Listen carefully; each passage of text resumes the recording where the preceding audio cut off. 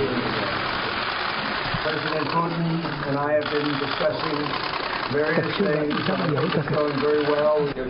I am delighted to be able to meet you personally, Mr. President, and I hope, as you have said, our meeting will yield positive results. The President opened the meeting with President Putin by raising the concerns of the American people regarding Russian interference in the 2016 election.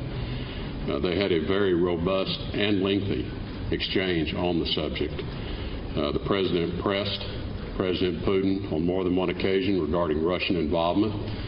President Putin denied such involvement, as I think he has in the past. Well, that meeting at the sidelines of the G20 between President Trump and President Putin lasting almost 2.5 hours. The First Lady tried to break it up, wrap it up, and didn't have any success. Continued for an hour after that, talking about a lot of things. But there you hear about the pressing on the election interference by Russia, Syria, North Korea, other issues as well. Democrats pounced on this whole pressing on this issue, on the election interference. Adam Schiff, the ranking member of the House Intelligence Committee, saying the American people can be forgiven for a healthy skepticism about just how hard Mr. Trump could have pressed the Russian autocrat, given that the president publicly cast doubt on Russian responsibility and the probity of our intelligence agencies only the day before.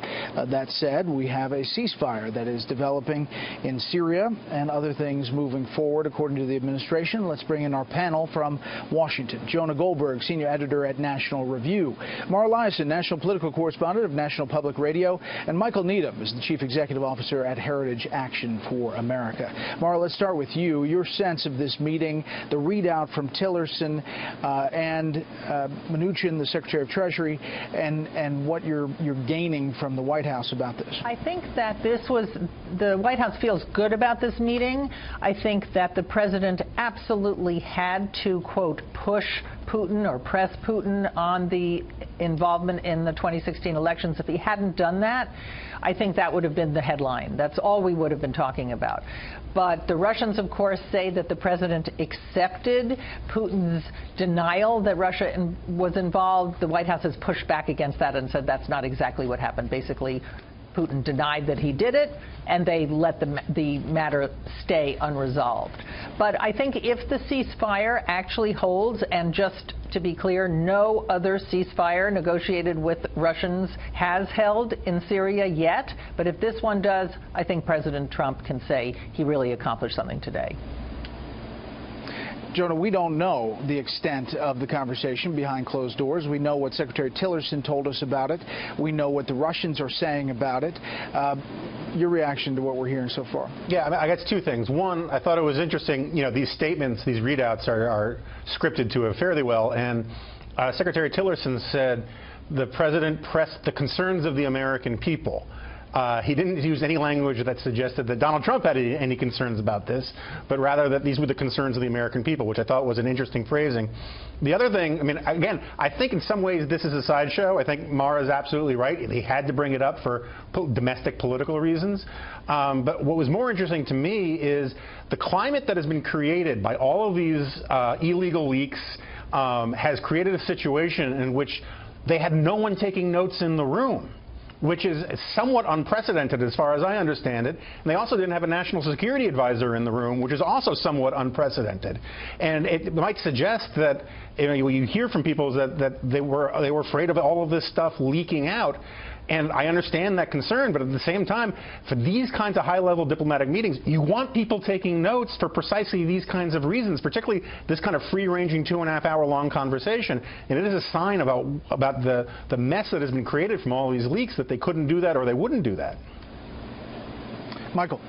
Yeah, I think Jonah raises a good point there. I think at the same time, part of this is that this whole kind of summit was a little bit of a nothing burger between Trump and Putin. It was important. It got a lot of coverage. It's the first time that they met. At the end of the day, these are two nations with very different interests. There's a Syrian ceasefire. At the end of the day, the United States and Russia have very different interests in Syria. When you look at President's policies towards Russia, take the theatrics of the relationship between Putin and Trump aside, he's had an energy policy which has been very targeted at the Russians. expanding our exports of coal, of liquefied natural gas. His speech yesterday in Warsaw was extremely tough on the Russians, and so there's been a lot of buildup to this summit. It's the first time that they met. At the end of the day, the summit was a nothing burger. Part of the reason I bet that there wasn't as much of a kind of national security presence in it is that people knew it was largely about theatrics and a nothing burger of a conference. The difference between these two countries is about their interests versus ours, much more so than the personal relationship between Trump and Putin. You know, Mara, Michael's skepticism about perhaps the ceasefire in Syria that was developed outside of this meeting is shared by the British Defense Minister, who was on special report last night. He talked about it at CSIS today after this announcement of the ceasefire. Take a listen. The recent history of the Syrian civil war is littered with ceasefires, and it would be nice, you know, one day to have a ceasefire. None of these have turned out to be ceasefires. They've been broken persistently, and broken by the regime, and indeed broken by Russian activity itself. So, you know, we welcome any ceasefire, but let's see it. Let's see the results on the ground. Yeah. But the White House, Mara, does believe that the solution here is through Russia in Syria. There's no doubt about it. I mean, it's really interesting. A lot of Trump's foreign policy has to do with working with countries that he feels have more leverage than the United States. Russia in Syria, China with North Korea. And so far, I don't think those bets have panned out yet, but this one might. And we're just going to have to wait and see. But this would be the one deliverable that Trump got out of this meeting, if in fact there is a ceasefire and it sticks. Yeah, but there's an important... Jonah? Yeah, you know, picking up on something that Michael said, Secretary Tillerson came out of this today saying that America and Russia have the same interests in Syria.